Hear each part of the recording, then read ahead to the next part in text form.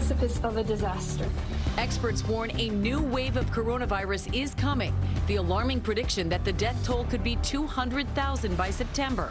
20 states with spikes right now. Overnight, another positive case traced to that massive party at Lake of the Ozarks on Memorial Day weekend. The growing fears of a virus surge sending the stock market plunging. We're tracking the latest. Seattle under siege. What do we want? Inside the autonomous zone where the police have abandoned the 6th precinct. The president saying he'll take back the city if the governor doesn't take action. The Seattle mayor firing back, saying, go back to your bunker. The police chief and officers heading into the precinct for the first time in days. Ahead, Seattle's police chief joining us live. Canceled. 2 popular police reality shows pulled from the air in the wake of the protests over police brutality. The long-running series Cops with drug busts, alleged drunk drivers, and foot chases all caught on camera. And one of the highest-rated shows on cable, Live PD, pulled after the revelation that cameras were present during a deadly arrest in Texas. Host and producer of Live PD, Dan Abrams, joins us live.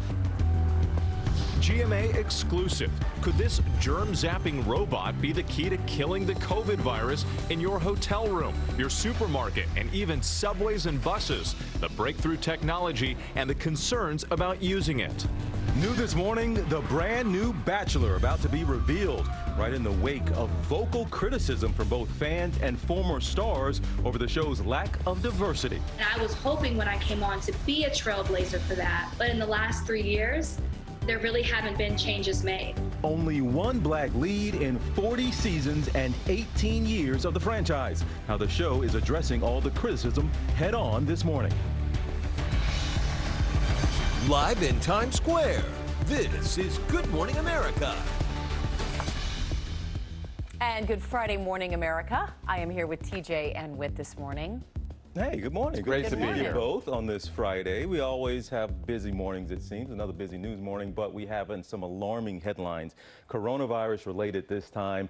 And those headlines actually not good, and they're sending the stock markets plunging. They sent them plunging on Thursday, and all eyes on the stock market again this morning. Absolutely. A lot of questions there. And as states are reopening, many cities and counties across the country are warning of a surge in cases. This map from FEMA showing the latest hotspots.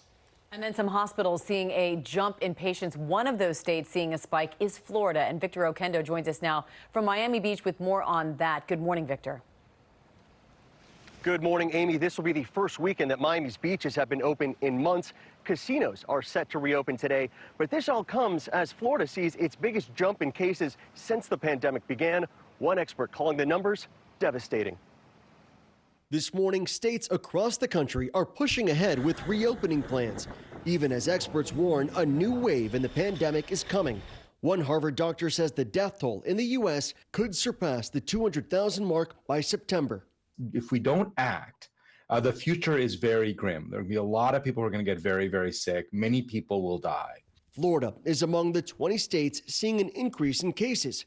County health officials citing lack of face coverings and social distancing behind the spike. And despite seeing the state's highest increase in cases so far, Florida Governor Ron DeSantis says schools will be open this fall. Having a teacher there, there's not going to be a substitute for that in-person instruction. Infectious disease expert Dr. Arlene Marty telling us reopening schools is possible, but may face challenges when it comes to preventative measures. If done very properly, and if we all, including the children, take personal responsibilities, then we can come up with solutions as long as we bear in mind where the risks are and how to keep those risks to a minimum. Since Memorial Day, Texas has seen a 36% increase in COVID-related hospitalizations. I'm growing increasingly concerned that we may be approaching the precipice of a disaster. The state marked its highest daily tally of new cases this week. Whenever this first started happening and things started opening back up, we wore a mask everywhere. But I think as the weeks went on, we kind of just laid off from it, just washed our hands and didn't think anything of it, and then boom. And in Kansas, officials now reporting that a second person has tested positive for COVID-19 after this large Memorial Day pool party at the Lake of the Ozarks. And Oregon now delaying their reopening for at least a week, citing the rising number of cases there. Bottom line, the doctor that we spoke with from FIU says 90 to 95% of us are still susceptible to the virus. And when we let our guard down, we see these upticks in cases. TJ? All right, Victor, thank you for that. We turn now to the stock market. Plunged on Thursday, having its worst day since March, connected to the alarming predictions about a next wave of coronavirus. Our chief business correspondent, Rebecca Jarvis, joins us now with the latest. Rebecca, good morning to you. Good morning, TJ. And stocks are pointing higher this morning after yesterday's severe drop. But there are three key questions on Wall Street's mind right now. First of all, that spike in cases in states that are reopening. Second, while the economic hemorrhaging appears to have stopped, there are still at least 21 million Americans unemployed at this very moment. And finally, a feeling that the market has come too far too fast. If you go back to February and March of this year, you saw the market reacting swiftly to the coronavirus, dropping successfully over many days. But then over the last couple of weeks, the market has virtually recovered. And there's a lot of questions on Wall Street now, TJ, whether that is grounded in reality, in the reality of the economy, or if it's just too much. Well, we talk about the reality for most of America. There's always this idea of Wall Street versus Main Street. Wall Street almost made a full recovery, if you will. A lot of people in the country not feeling that. How was that even possible? Well, and a lot of people scratch their heads when they look at this question because, again, the way that Wall Street has performed versus the way that the underlying economy appears to be performing is a big question mark. Now, Wall Street is always trying to forecast the future, but there's another thing at play here. 5 major tech companies, Apple, Amazon, Alphabet, the parent company of Google, Microsoft, and Facebook, have had a huge amount to do with the gains that we've seen over these last handful of months. They are about $5 trillion worth of the overall stock market. TJ? Rebecca, always breaking it down for us. Thank you so much. Whit? All right, TJ, to Seattle now, where police have abandoned one of its precincts, allowing protesters free rein to set up what they call an autonomous zone free of law enforcement. President Trump blasting Seattle's mayor and Washington's governor. We talk to the police chief in just a moment. First, though, here's Matt Gutman in Seattle with the very latest. Matt, good morning. Hey, Wade, good morning from the heart of this police-free zone. Now behind me, you can see where everybody's lining up. They're here to try to protect that police precinct, trying to prevent police from coming back. But you can see the chain link fence, the barrier here. Now, they have cordoned off a 6-block area here. And what protesters are telling us, they're not going anywhere. What do we want? When do we want it? Now! For the 4th day, protesters surrounding the 6th precinct, which police abandoned Monday and boarded up after days of clashes with protesters. Have you ever heard of police abandoning a police precinct? No, not on purpose. Now graffiti and signs with slogans like Seattle People Department and Property of the People. It's become known as the Chaz, Capitol Hill Autonomous Zone. This building is the people's. You know, we pay for it with our taxes. We just want to make sure that it's being used for the right things. Demonstrators have set up their own barricades. There's a clinic, a co-op, and free food. We're going to continue to peacefully demonstrate. We're going to protest the excessive use of police violence, to defund the police, to release all the protesters who have been arrested. How long does it last for? Until you get your demands? We'll see. President Trump blasting Governor Jay Inslee and Seattle Mayor Jenny Durkan on Twitter for their response to the protest, saying, "Take back your city. If you don't, I will." But on Thursday, the mayor firing back. One of the things this president will never understand is that listening to community is not a weakness. It is a strength. The governor tweeting he will not allow threats of military violence from the White House, but this morning there are cracks in the guard around the precinct. I feel like it's been hijacked. The message is totally gone on why we were protesting in the first place. I want our movement back. The police chief, accompanied by several officers, walking into the precinct for the first time in days. The command for us to leave was so quick we weren't able to even get our equipment out of here. Now, we have seen police presence back in the precinct over the past 24 hours, but these protesters are digging in. Now, what do they want? They say they want to defund the police. They say they want everybody who's been arrested to be released, and they want to turn that police precinct into a community center. Amy. All right, Matt, thank you. Joining us now for an exclusive interview is Seattle's Police Chief Carmen Best. Chief Best, thanks for being with us. You have said this was not your decision to abandon an entire precinct, and you're angry about how it happened. How did this happen? Good morning, Amy, and thank you for having me. I am very angry about the situation that we have, and at this point, we just want to make sure that it gets resolved. We did not, for clarification, abandon the precinct, but we did have to remove some personnel for a short period of time, and then it became unsafe. You've seen the pictures and the photos of what's going on for us to safely put our officers back in there. We're currently working to get our officers back into the facility. We think it's really important that we have police presence there and that we're able to continue to do our work. So again, we did not abandon the precinct. President Trump is blasting your mayor and your governor. He is tweeting that domestic terrorists have taken over Seattle. Is that an accurate depiction of what's happening in your city? Well, we definitely have some folks who have posted themselves outside the precinct and in about a 4-block radius around it. But, you know, I don't get involved in the politics. I let the politicians do all that. I'm just concerned about making sure that I'm able to get my officers back into the precinct so that they can respond to calls for service. We need to have officers responding to calls in a timely fashion. And with the occupation that is taking place, we're not able to do so in a timely way. It's taking us 3 times the amount of time for Priority 1 calls in the area and almost an hour for Priority 2 calls. Well, that leads me to my next question, because protesters are declaring this an autonomous zone free of police. Do you consider it to be a dangerous situation? And if so, how? Well, of course, I think that officers need to be able to function and perform from the precinct. It makes only good sense that we're able to do our job effectively. And this, while I really support First Amendment free speech, this is not that. And we need to make sure that we are working to get officers back in and to peacefully resolve any of the issues that are outstanding at this time. Your department, as you know, has come under fire, as have so many departments around this country, for using excessive force. You and the mayor have apologized for using tear gas against protesters there who were peacefully protesting. Do you understand the anger that these protesters have against police right now, and how do you resolve that? Yeah, well, we know that people, they've made it very clear that they're very concerned about the use of the tear gas or CS. And so we are really limiting its use, and we had suspended the use of it for 30 days while we evaluate where we are, what makes sense. And the only way that it will be used, the only exemption that is if it's a life safety situation, and then the determination can be made only with my approval. So we want to make sure that we are responsive to the community concerns and community needs.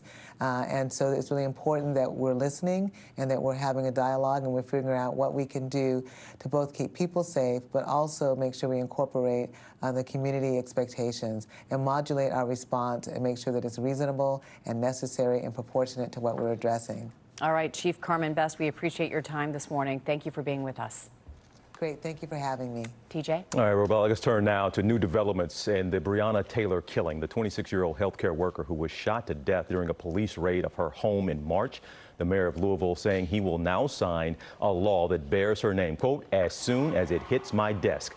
Large crowd of protesters outside City Hall celebrating the news of that. This law would ban the so-called no-knock warrants. This is the type that led to Taylor's death. The law also requires officers to turn on their body cameras at least 5 minutes before executing any type of warrant. I want to turn now to other video that is sparking outrage this morning. Chicago police officers and supervisors, you're seeing them here lounging around a congressman's office. They're doing this as looting is happening just yards away from them. An internal investigation is underway this morning.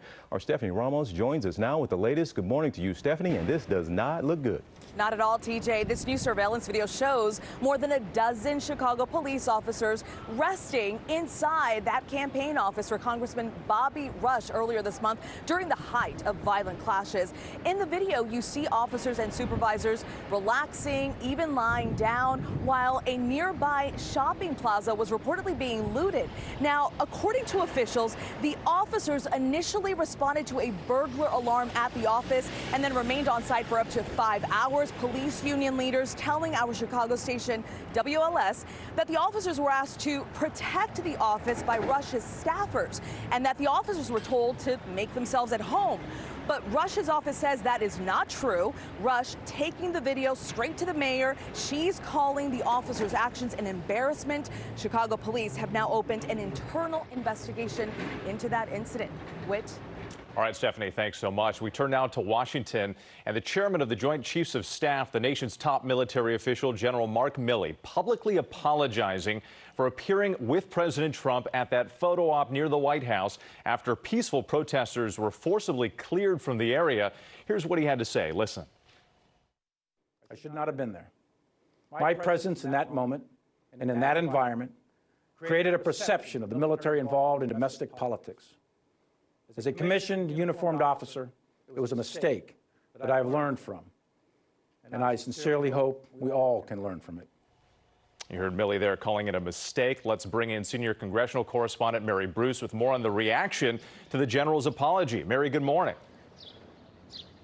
Good morning, Whit. Well, we have learned that the chairman of the Joint Chiefs was so upset by what happened right here last week that he considered resigning, but opted instead to deliver this really remarkable apology. Now, you'll recall that Milley was right here in Lafayette Park walking with the president and his advisors to that photo op. He was in his full battle uniform minutes after those peaceful protesters had been forcibly cleared from the area. And now Milley flatly admits that he should not have been there. It comes as we have seen this growing chorus of some of the nation's most respected military officers condemning those actions against protesters, and it is only likely to add to tension between the White House and the Pentagon, with the president has yet to respond.